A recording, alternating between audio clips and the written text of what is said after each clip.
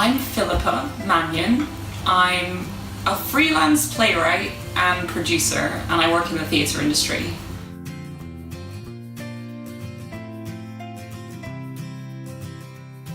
It was when I went to see a musical done at my mum's school. I think they did Guys and Dolls. My mum let me sit in on the dress rehearsal. My mum wasn't a drama teacher, she was an English teacher, but she was always involved in the school play.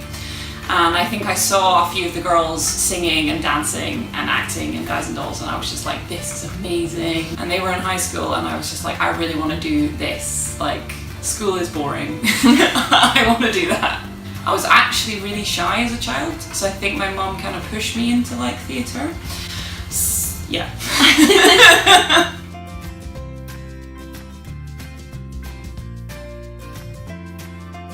It's sometimes hard to be heard because a lot of the structures that are created within theatre have been built by generations of men and patriarchy, and it's hard to break free from them. Young women are doing really well in the theatre, but older women are really struggling to find great parts, and there's not that many parts written for older women. There's not that many parts written for older black men, for example, any kind of minority part. It's really hard to find those parts. I think that's really important that we try as a community of theatre makers to actually make parts for people that still want to work.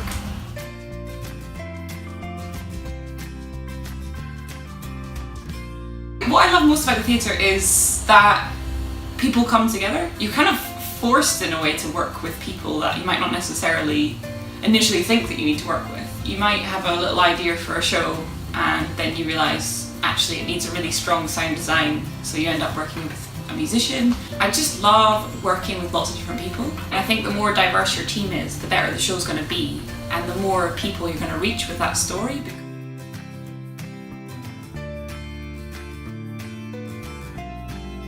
About 80% of my time is spent sitting in a room looking at application forms, asking people for money, filling in pitches for theatres, filing accounts, spreadsheets. I mean, that's 80% of the time to do 20% beautiful creative work.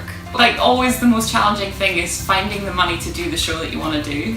Finding out a way to make it work with literally oh, I've got £100, so everyone can maybe work for free and then I'll just hate myself.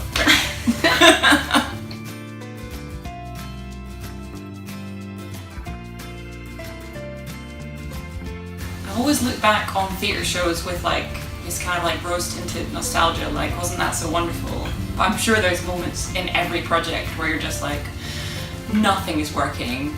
I don't know what this play is even about. I don't know why we're telling this story, and you just have a little cry to yourself. But there's always that point in a project where you're just I just don't want to do this anymore, and I want to go live in a cave, and I should have worked in TV, what am I doing? Kind of the worst bit of every project is always that moment. It's where your funding has been denied, where an actor has dropped out 1 week before the show starts. Those kind of situations just make everything very hard, but then they also stretch you. If you're not learning, you should be earning, which I think is always a good way to approach a creative project. If you're not going to learn something, you should be being paid for it. And if you're not being paid for it, you should be learning something, which I think is a really good way to test whether or not you should be working with somebody. That's always a good thing to do. Top tip.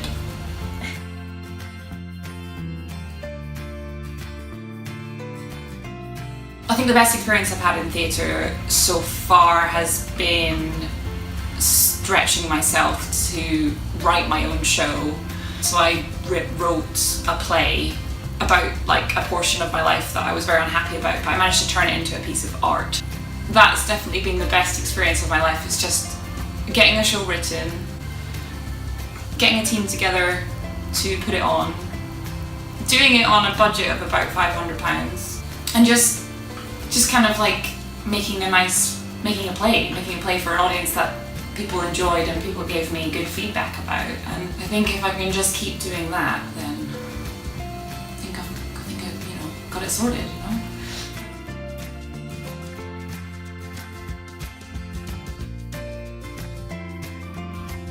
terms of the industry changing in the last 10 years, I think there's a lot more awareness of the need for representation, but there is still a whole load of work to be done in terms of female playwrights getting representation.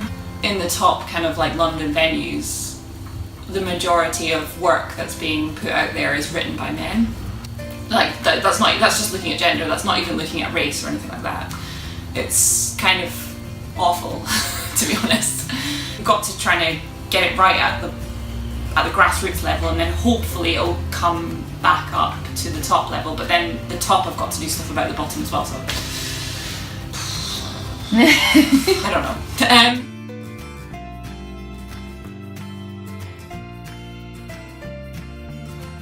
Because of a connection that you can have with a human being, I guess.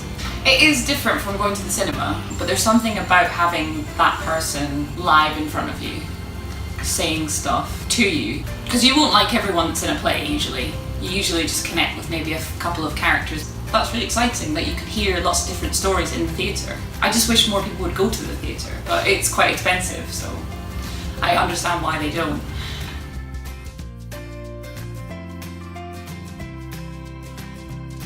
So the most empowering thing for me is how much theatre has grown my confidence as an actual person. It allowed me to develop as a person in a way that I don't think I would have if I had not been involved in the theatre.